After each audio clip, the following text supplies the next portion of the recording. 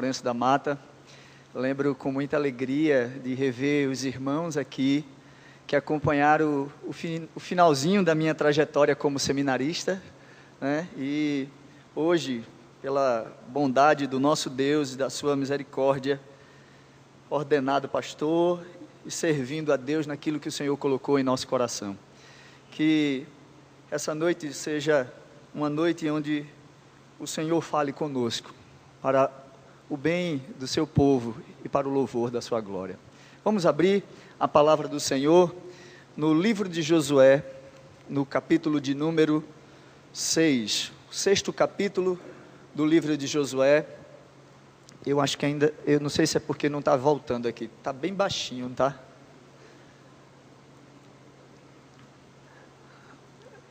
Josué capítulo 6, melhorou, deu uma melhorada. Josué capítulo 6, nós vamos ler a partir do versículo 1, mas nós vamos fazer a exposição de todo o capítulo. Então nós estaremos lendo até o versículo 7, e depois leremos alguns outros salteados que eu informarei aos irmãos. Josué capítulo 6, diz assim: Ora, Jericó estava rigorosamente fechada por causa dos filhos de Israel. Ninguém saía, ninguém entrava. Então disse o Senhor a Josué: Olha, entreguei na tua mão Jericó, o seu rei e os seus valentes. Vós, pois, todos os homens de guerra, rodeareis a cidade cercando-a uma vez. Assim fareis por 6 dias. 7 sacerdotes levarão 7 trombetas de chifre de carneiro adiante da arca. No 7º dia, rodeareis a cidade 7 vezes, e os sacerdotes tocarão as trombetas. E será que, tocando-se longamente a trombeta de chifre de carneiro, ouvindo vós o sonido dela, todo o povo gritará com grande grita, o muro da cidade cairá abaixo, e o povo subirá nele, cada qual em frente de si. Então Josué, filho de Num, chamou os sacerdotes e disse-lhes: Levai a arca da aliança, e 7 sacerdotes levem 7 trombetas de chifre de carneiro adiante da arca do Senhor. E disse ao povo: Passai e rodeai a cidade, e quem estiver armado passe adiante da arca do Senhor. Assim foi como Josué dissera ao povo. Os 7 sacerdotes, com as 7 trombetas do Senhor, passaram e tocaram as trombetas, e a arca da aliança do Senhor os seguia. Versículo 15. No 7º dia, madrugaram ao subir da alva, e da mesma sorte rodearam a cidade 7 vezes. Somente naquele dia rodearam a cidade 7 vezes. E sucedeu que na 7ª vez, quando os sacerdotes tocavam as trombetas, disse Josué ao povo: Gritai, porque o Senhor vos entregou a cidade. Versículo 21. Tudo quanto na cidade havia, destruíram totalmente a fio da espada, tanto homens como mulheres, tanto meninos como velhos, também bois, ovelhas e jumentos. Versículo 27. Assim era o Senhor com Josué, e corria a sua fama por toda a terra. Amém. Vamos orar mais uma vez. Senhor nosso Deus e nosso Pai, em nome de Jesus, nós nos colocamos diante do Senhor e da sua palavra, pedindo para que a tua graça seja derramada sobre nós nessa noite, e o Senhor fale aos nossos corações, que nós possamos, ó Deus, ser enriquecidos ao ouvir a tua voz, entendendo cada palavra, entendendo aquilo que o Senhor deseja que nós venhamos a fazer como servos do Senhor, atentando para aquilo que o Senhor deseja. Nos ajude, ó Pai, em nome de Jesus. Amém. Irmãos, nós vivemos numa sociedade que a cada dia tem perdido os seus valores. Nós podemos ver com muita clareza que a credibilidade das pessoas e daquilo que é dito vem se perdendo dia após dia. Eu lembro-me, quando era criança ainda, meu pai contando algumas histórias que acontecia na vida dele. Uma vez ele disse que o meu avô mandou ele comprar algo na venda, na quitanda da esquina, e ele não deu dinheiro para o meu pai. E meu pai disse: tá, pai, eu vou comprar, mas cadê o dinheiro? Ele disse: não, você vai lá na venda e você chega para o seu João e diga que foi seu Valdomiro que mandou você pegar isso e isso aqui.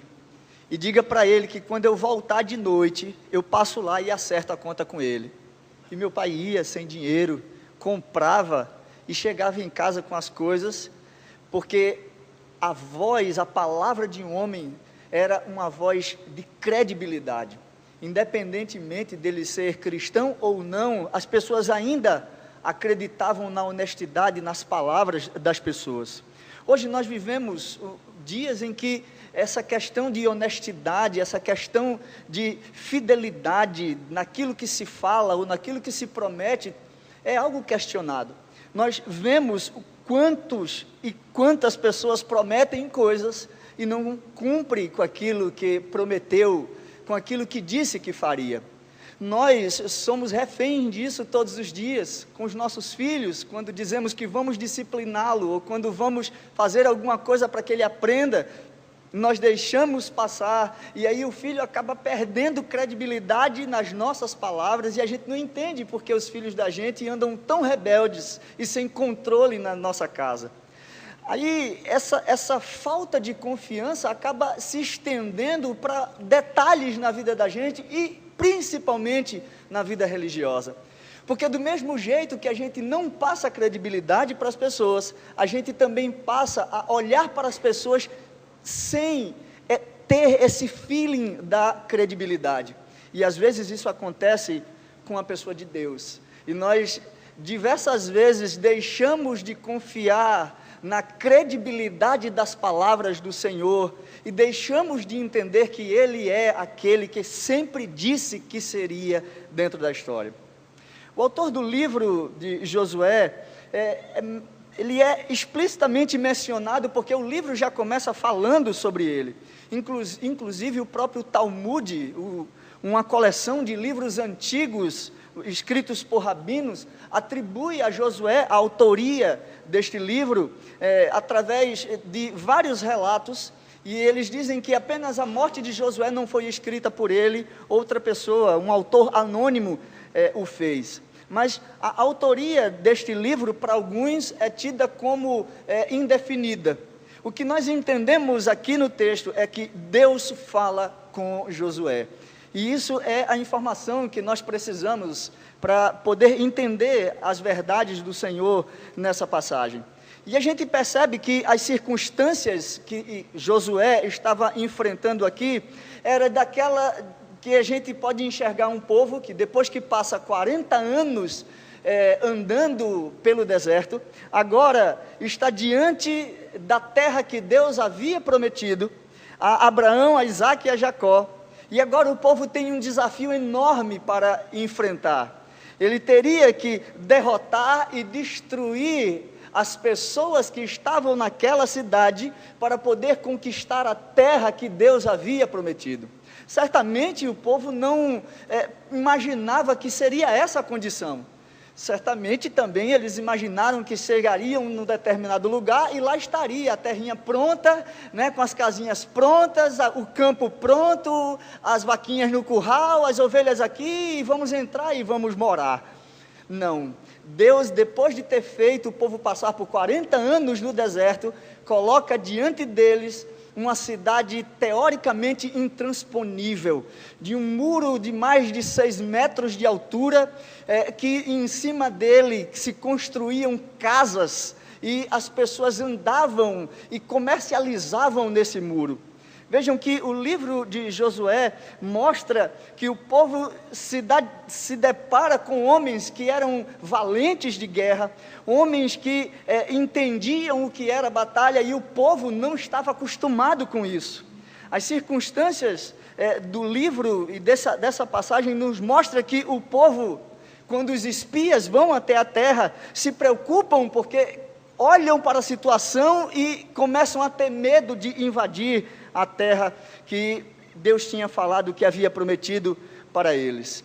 E quando nós olhamos, a gente percebe que o livro de Josué traz para nós um ensinamento muito profundo acerca de diversas coisas. O livro contém diversos temas e mostra para nós como Deus trata diretamente com o seu povo no que tange as suas promessas. Ele prometeu uma terra e deu a terra para o povo. Ele prometeu um líder que continuaria juntamente com o povo, e ele deu o líder e fez uma aliança com esse povo, mostrando com esse povo misericórdia, cuidado, soberania e responsabilidade. Quando nós olhamos aqui para esse texto, a gente percebe exatamente o contrário daquilo que nós falamos inicialmente no texto. Vejam, indiferente de nós, Deus é um ser que cumpre com as suas promessas. Deus é aquele que está de fato atento e observando todas as coisas, e vela para cumprir aquilo que Ele prometeu. Deus está atento àquilo que Ele falou, e está atento a ponto de não deixar passar nenhum tio, nenhuma vírgula daquilo que Ele disse. E Josué cumpriu aquilo que Deus havia dito, e Deus exerce através de Josué, dá ao povo através de Josué a conquista da terra prometida. Então, irmãos, eu quero, diante dessa ligeira introdução, falar para vocês acerca desse tema. Deus cumpre suas promessas. Deus cumpre as suas promessas. E de que forma Ele mostra que cumpre essas suas promessas? Em primeiro lugar, nós vamos ver isso dos versículos 1 até o versículo 14. Deus renovando as esperanças do povo ao ordenar que o povo seguisse na batalha, fosse porque Deus era com ele naquela luta. Vejam que aqui no início Deus dá instruções para Josué de como seria ou como deveria ser a estratégia para a conquista da cidade de Jericó. Versículos de 1 a 5, nós vamos ver isso claramente, quando ele diz que a cidade era rigorosamente fechada, e Deus no versículo 2 diz: olha, eu entreguei na tua mão Jericó, o seu rei e os seus valentes. E aí ele manda que Josué separe os homens de guerra, para que rodeiem a cidade, cerque ela, e faça isso por 6 dias, tocando a trombeta naquela cidade. O que é interessante é que quando nós olhamos para esse texto, a gente percebe uma coisa muito peculiar. A estratégia que Deus dá para o povo não é uma estratégia de batalha e de guerra propriamente dita. Augusto Nicodemos, na exposição desse texto, ele disse que o que Deus orienta o povo a fazer é uma procissão religiosa. O povo começa a rodear os muros, e creio que nesse momento o povo fica atônito e preocupado, porque Josué dá uma ordem totalmente fora de uma questão de guerra. Veja, o povo ia se expor a estar diante de um muro, onde estavam diversos homens armados com arco e flecha, e poderiam matá-los naquele momento. E veja a confiança que o povo tem nas palavras de Josué, de ir rodear aquela cidade, mesmo sabendo que poderiam ser mortos apenas rodeando a cidade. Mas eu também paro e começo a pensar em outra situação.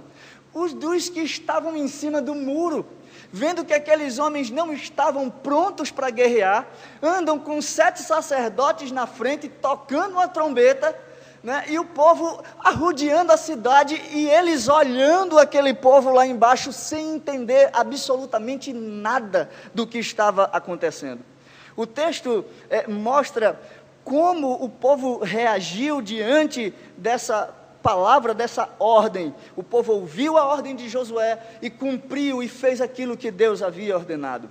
E é interessante, irmãos, que quando nós olhamos para a palavra do Senhor de uma maneira geral, nós percebemos que aqueles que escutam a voz de Deus e confiam nas suas promessas, veem o resultado disso depois de algum tempo. Veja que Moisés, por exemplo, ele nunca ficou sem resposta do Senhor. Toda a vida de Moisés é marcada por uma relação de problemas, de dificuldades, mas também de uma resposta de Deus, que havia prometido tudo aquilo para Moisés. Em nenhum momento Moisés estava só nas suas dificuldades. Inclusive, nós podemos citar aqui um exemplo de quando o povo estava diante do Mar Vermelho e atrás Faraó com o seu exército para derrotar e trazer o povo como escravo de volta para o Egito. E Deus olha para Moisés e disse: não, por que você clama a mim? Dize aos filhos de Israel que marchem, e tu levanta teu bordão, estende a mão sobre o mar, e divide-o para que os filhos de Israel passem pelo meio do mar em seco. Isso é um entendimento de confiança nas palavras do nosso Deus, mesmo nas situações das adversidades. É óbvio que a gente entende que nem sempre as coisas acontecem desse jeito. A gente sabe que nem sempre o mar vai se abrir na nossa frente para que a gente passe a pé enxuto. Às vezes a gente precisa entrar nado e passar por isso e sentir a turbulência das águas, porque a gente não sabe qual é a vontade de Deus para aquele momento. A gente só sabe de uma coisa: quando Deus promete, Deus está conosco, e ao estar conosco, Ele nos ajudará a passar por qualquer coisa que nós tenhamos que atravessar.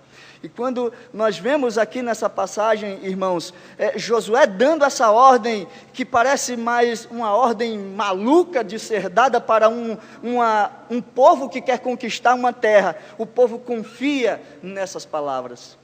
Quantas e quantas vezes, irmãos, nós não entendemos a forma como Deus está nos dando determinada ordem. Quantas e quantas vezes talvez você, lá no seu quarto, falando com Deus, você não entende porque você está passando por determinada situação. Você não entende por que você precisa enfrentar aquele determinado problema daquela maneira que você está passando. E às vezes a gente até diz: Senhor, mas eu podia estar nessa situação, eu poderia estar desse jeito, e você olha para a situação e diz: me ajude a atravessar essa situação. Nós diversas vezes não entendemos como Deus está trabalhando nas nossas vidas e nos dando ordem para que nós continuemos a nossa jornada. E quantas vezes não enxergamos inclusive a saída para aquele problema.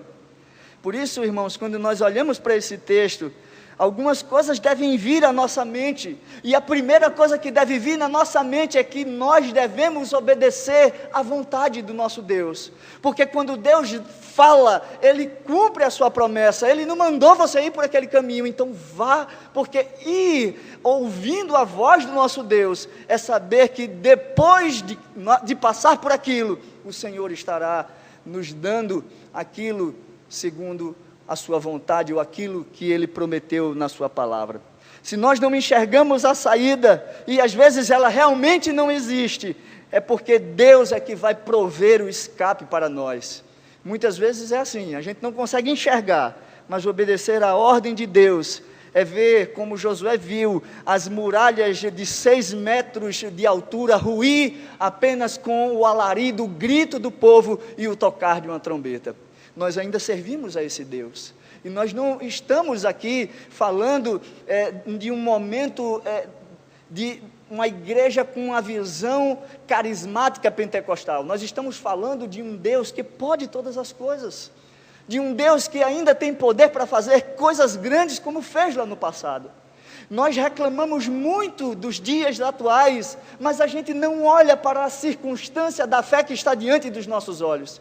E a gente deixa de enfrentar determinadas situações, porque a gente não acredita da maneira que deveríamos acreditar no Deus em que nós servimos. Nosso Deus ainda é o mesmo. É um Deus que cumpre as promessas que Ele fez. É um Deus que, de uma maneira ou de outra, continua renovando as esperanças do seu povo e mandando o seu povo seguir na batalha. Essa é a primeira forma como nós entendemos que Deus mostra que cumpre as suas promessas. A segunda é Ele concedendo aquilo que Ele prometeu para o seu povo. Nós vemos isso nos versículos 15 até o 21, versículo também 26 e 27. Mas antes eu queria mostrar que o versículo 2 é extremamente enfático quando ele diz: entreguei na tua mão Jericó. E o versículo 16, quando ele diz: gritai, porque o Senhor vos entregou a cidade. Veja, isso nos leva a entender que a conquista de Jericó já estava certa. Porém, o povo precisava confiar na promessa e cumprir a ordem do Senhor. Encarar a Jericó era uma tarefa impossível aos olhos do povo. Por isso, conquistá-la era de fato ter certeza de que as demais cidades que Deus tinha falado que daria ao povo, seria realmente dada a Israel. Depois de 6 dias rodeando a cidade de Jericó, e também depois de rodeá-la 7 vezes no 7º dia, o povo realizando tudo conforme a palavra do Senhor, dita através de Josué, nos versículos 21 e no versículo 24, nós vemos que a terra foi destruída e conquistada pelo povo através do Senhor, através do poder do Senhor dos exércitos. E é diante desse relato, irmão, que nós vemos que tanto ele como outros servos do Senhor passaram a crer na fidelidade e nas promessas do Senhor por causa desses sinais que Deus deixou no passado. Nós temos diversos indícios de como Deus cuida do seu povo dentro da história. Se você ler lá na carta de Paulo aos Gálatas, no capítulo 3, versículo 6, ele diz: acaso creu Abraão em Deus e isso lhe foi imputado por justiça? Ele mostra que o fato de Abraão crer na promessa de Deus, entender que Deus havia chamado ele, separado ele para ser um povo, fez com que aquilo fosse imputado em Abraão como um ato de justiça. Assim como também Davi, lá no primeiro livro de Samuel, no capítulo 17, versículos 41 até o 58, mostra que com a confiança no Senhor, ele enfrenta o gigante Golias, e dizendo: tu vens contra mim com espada, com lança e com escudo, eu porém vou contra ti em nome do Senhor dos exércitos, o Deus dos exércitos de Israel, a quem tens afrontado. Hoje mesmo o Senhor entregará nas minhas mãos, ferir-te-ei, tirar-te-ei a cabeça, os cadáveres do arraial dos filisteus darei, hoje mesmo as aves dos céus e as bestas feras da terra, e toda a terra saberá que há um Deus em Israel. A palavra do Senhor é suficiente para mostrar que Deus cumpre a sua promessa. Essa atitude, irmãos, de enfrentar um gigante como Davi, ou de esperar no Senhor, como tantas vezes ele fala, é a certeza de que Deus não falha. É na certeza de que Ele cumpre aquilo que promete, e que nossas conquistas já foram conquistadas pelo Senhor. Nada que nós alcançamos hoje, não podemos abrir a boca para dizer que lá, nos planos eternos de Deus, já havia sido prescrito. Então nós entendemos que Deus dá a ordem, que Deus dá o comando, é Ele quem guerreia por nós as batalhas. Caso contrário, nós não resistiríamos à guerra, nós não enfrentaríamos com resultados positivos. Essa é a segunda maneira que Deus mostra que continua sendo um Deus gracioso com o seu povo. E a terceira, além de dar esperança para que o homem conquiste a terra, Ele também mostra que dá esperança de salvação para aqueles que se arrependem e o reconhecem como Senhor e Deus, que está lá no versículos 22 até o 25. O que é interessante é que nenhum habitante da terra de Jericó estava livre do juízo do Senhor.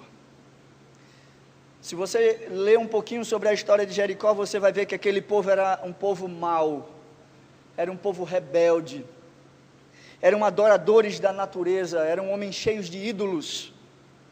A fama do Deus de Israel era conhecida daquele povo, mas mesmo sabendo que Deus havia aberto o mar para que Israel passasse a pé enxuto, o povo não se dobra e não se arrepende, continua com o coração duro, montando toda uma estratégia para guerrear contra o povo de Israel. O que é interessante também é saber que eles, embora não tenham retrocedido, nem tenham se arrependido, estavam apavorados, estavam agoniados por ver o povo rodeando aquele muro, fazendo aquela cerimônia toda, e apenas uma prostituta, uma mulher que vendia seu corpo em troca de dinheiro, sem nenhuma expectativa que seria atendida a um pedido feito aos espias que outrora passaram por aquela cidade, de fato se humilha e suplica sobre juramento aqueles homens que eles usassem de misericórdia para com ela, e a salvasse no dia da destruição de Jericó. Vejam que coisa interessante, Deus havia prometido cumprir o entregar a terra a Josué e ao povo, mas por causa do juramento, e por causa do arrependimento de uma mulher, essa ação de salvação com um povo que rebelde, de coração duro, Deus olha e ainda age com misericórdia. Em meio à execução do seu juízo, Deus demonstra misericórdia e salvação. Nós vemos Deus cumprindo aquela promessa que Ele fez lá em Gênesis, de que a semente da mulher, ou aqueles que estavam no alvo da sua graça, seriam alcançados. E aqui nesse texto nós vemos essa expansão da salvação do nosso Deus.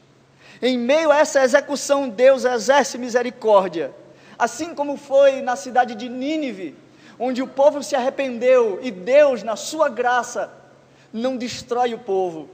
Assim como foi na cidade de Sodoma e Gomorra, que estava lá Ló e suas filhas, sua família, e Deus envia anjos para tirar Ló e sua família da cidade, porque tinha uma relação de salvação com aquelas pessoas que Ele havia prometido dentro da história. Deus não desampara aqueles que são seus nos momentos difíceis da vida, e na hora dele apresentar a sua misericórdia e a sua salvação, Ele age porque Ele é o nosso Deus. E foi assim que Deus fez. O profeta Isaías inclusive diz no capítulo 59, versículo 1: eis que a mão do Senhor não está encolhida para que não possa salvar, nem surdo o seu ouvido para não poder ouvir. Aquele que clama arrependido ao Senhor, com um coração quebrantado, é escutado pelo Senhor. Deus escuta a sua voz, Deus vê o seu coração e exerce a graça da salvação.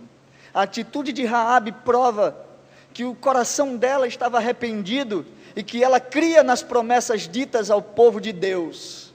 Veja, ela não era do povo de Deus, mas ela cria nas promessas que Deus havia feito ao seu povo. Ela tinha mais fé do que muitos que estavam ali. E Deus, na sua graça, na sua misericórdia, age salvando essa mulher. Vejam que a atitude dela é uma atitude tão marcante que Tiago, na sua epístola, ele registra no capítulo 2, versículo 25, dizendo: e de igual modo não foi também a meretriz Raabe justificada pelas obras quando acolheu os espias e os fez sair por outro caminho? mostrando que a ação que Raabe fez era a atitude de entender a grandeza do Deus que ia contra Jericó, e mais ainda, a relação dela com os espias, de dizer: quando vocês vierem para destruir a terra, salve a mim e a minha família. Raabe, a prostituta, é uma prova do verdadeiro papel do povo de Israel em anunciar o Deus que salva. Até porque Jesus mesmo falou essas palavras, que a salvação vem dos judeus. Mas ela não só foi salva, e nós vemos isso através do texto, mas todo o povo que estava na casa dela também é resgatado. E isso não foi o suficiente, porque nós vemos que ela passa, além de salva, a fazer parte do povo, depois de um processo de purificação e de entrada na família do povo de Israel. E nós vemos o nome de Raabe sendo citada na genealogia de Jesus, como sendo a mulher que gerou um filho que seria avô de Davi. Pai, nós olhamos e vemos a graça do nosso Deus cumprindo com as suas promessas, fazendo a sua vontade no meio do seu povo. Eu quero concluir essa exposição com algumas implicações que são importantes para nós. A conquista da terra prometida, aqui nesse texto, é uma tipificação da conquista da terra que o Senhor nos prometeu, a terra de Canaã celestial. E embora o povo naquela época só enxergasse a conquista de Canaã, hoje nós podemos ver que aquela promessa era apenas uma sombra que mostrava algo infinitamente maior para nós, que um dia nós herdaremos a cidade celestial, que um dia nós estaremos na terra prometida pelo Senhor Jesus, morando e vivendo eternamente com Ele. Uma outra verdade que esse texto nos traz é que Raabe é um exemplo claro de que a salvação pertence ao Senhor. Pois quem acreditaria que no meio de todo aquele povo, uma prostituta era que seria resgatada? Apenas uma prostituta se arrependeria. Isso mostra como nós devemos olhar para as pessoas nos dias de hoje. Que às vezes nós fazemos acepção de pessoas por aquilo que elas vestem, pela forma como ela fala, pela simplicidade dela, e nós deixamos de levar Cristo, de levar salvação para essa pessoa, por causa da acepção que nós fazemos. E o nosso Senhor Jesus, Ele disse que nós não podemos ser assim, porque Deus não faz acepção de pessoas. Foi assim que Deus quis, e Ele mostrou o tamanho da sua graça, quando salva essa mulher. E ela, após um ritual de purificação, faz parte da linhagem do nosso Salvador. A palavra do Senhor diz que ela habitou no meio do povo como povo, e seguiu a instrução do povo, a própria palavra de Deus. Nós podemos nos surpreender com aquela pessoa que a gente não dá nada quando ela se entrega ao Evangelho. Ela pode nos surpreender com a vida de fé e obediência ao nosso Deus. Isso nos impulsiona, irmãos, a viver uma vida de amor e misericórdia para com o nosso próximo. Nos impulsiona a levar o Evangelho àqueles que mais necessitam. E quando falo aos que mais necessitam, eu não me refiro às pessoas que estão agora carentes de condição financeira. Porque tem muita gente que tem bastante dinheiro, mas está vivendo uma vida de miséria, está vivendo uma vida de desgraça, não tem paz na sua casa, não tem paz no seu trabalho, não consegue viver em paz nem consigo mesmo. E muitas vezes a gente pensa que apenas os pobres é que precisam da palavra de Deus, mas os ricos, a nossa geração, precisa se lembrar das promessas do Senhor. Por isso, esse é um dos desafios que nós temos quando vemos esse texto. Nós precisamos apresentar às pessoas quem é o nosso Deus, o nosso Salvador. Nós precisamos anunciar àqueles que precisam da graça de Deus, que Ele salva o mais vil pecador da condição que ele está. Em terceiro lugar, nós precisamos estar prontos, irmãos, para a batalha. Se nós não atentarmos para isso, nós podemos tropeçar no caminho. Percebam que o povo olha para a situação e confia no Senhor. E nós não podemos ser diferentes, nós não podemos desanimar, nós não podemos desistir na nossa jornada. Eu não sei o que você está passando, mas talvez alguma coisa esteja impedindo você vir para a reunião de oração, alguma coisa esteja impedindo você de estar aqui na escola dominical, ou talvez algo tenha impedido você de ter uma relação mais próxima com Deus. A guerra para vencer a sua natureza, a guerra contra o seu e o meu pecado todos os dias vai existir. Os inimigos vão se levantar todos os dias contra nós. Mas o Senhor Jesus, Ele nos dá uma palavra de ânimo, lá em João capítulo 16, versículo 33. Tem de bom ânimo, eu venci o mundo. Nós podemos confiar no nosso Deus, porque sabemos que Ele é a garantia da nossa vitória. Nós podemos olhar para Efésios capítulo 6 e dizer: eu preciso estar revestido das armaduras de Deus para resistir às astutas ciladas do maligno contra mim. Nós estamos numa guerra. E eu não sei se você abriu os olhos ainda para isso, mas eu queria que você atentasse. Nós não estamos vivendo dias de paz.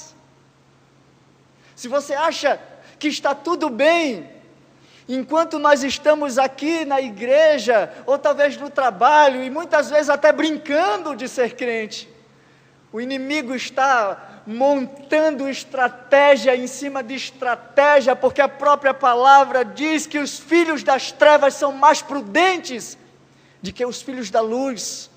Nós estamos cercados. A palavra do Senhor diz que o diabo está ao nosso derredor, bramando como leão, buscando a quem possa tragar. Nós vivemos um momento, queridos, que nós não podemos brincar, porque nós podemos ser tragados a qualquer momento. E o cristianismo e o evangelho está aí passando por situações difíceis. Nós talvez não estejamos na condição de alguns de nossos irmãos, mas tem gente matando cristão e fazendo vala, colocando eles dentro dessas covas. Nós não temos noção da batalha que estamos enfrentando, mas Paulo aos Efésios diz que nós devemos estar revestidos da armadura de Deus, porque a nossa luta não é contra o sangue e nem contra a carne, mas contra os principados e potestades do ar nos lugares celestiais. A nossa luta é invisível, é contra nós mesmos, contra o pecado que reina em nosso coração e não deixa que a gente se aproxime do Senhor.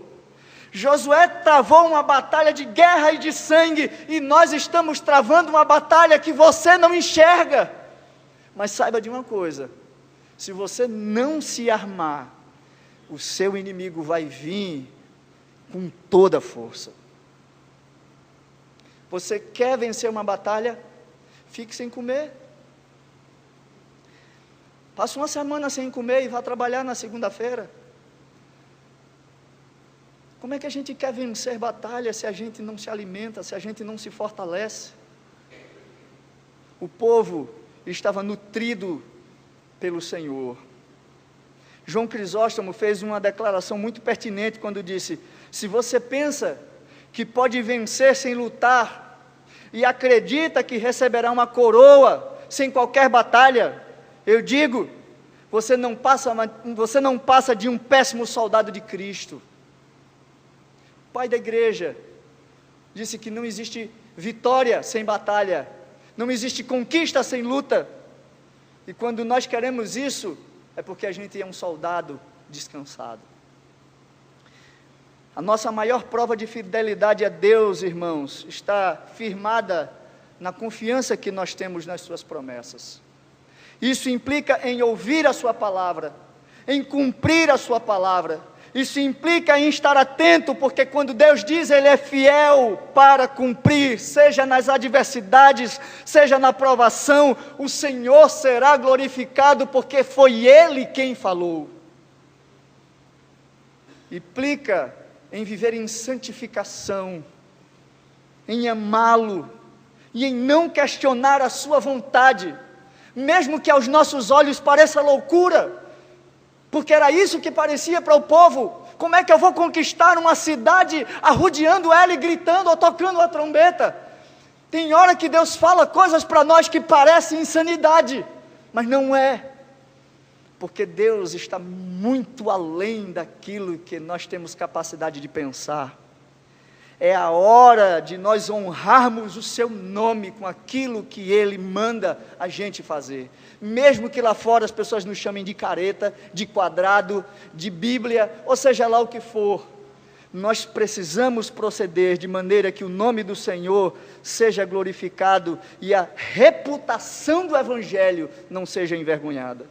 Se nós confiarmos nas suas promessas, irmãos, nós certamente viveremos por elas, e entendendo que um dia alcançaremos aquilo que Ele prometeu. A nossa grande conquista e o grande alento vai ser aquele que João teve, quando estava lá na ilha de Patmos, e registrou dizendo, e vi um novo céu e uma nova terra, porque já o primeiro céu e a primeira terra passaram, e o mar já não existe. E eu, João, vi a santa cidade, a nova Jerusalém, que de Deus descia do céu, adereçada como uma esposa ataviada para o seu marido. E eu vi uma grande voz no céu que dizia, eis aqui o tabernáculo de Deus, com os homens, pois com eles habitará, e eles serão o seu povo, e o mesmo Deus estará com eles, e será o seu Deus. É nessa promessa que nós confiamos, é isso que nós esperamos, um dia herdarmos a terra que o Senhor nos prometeu.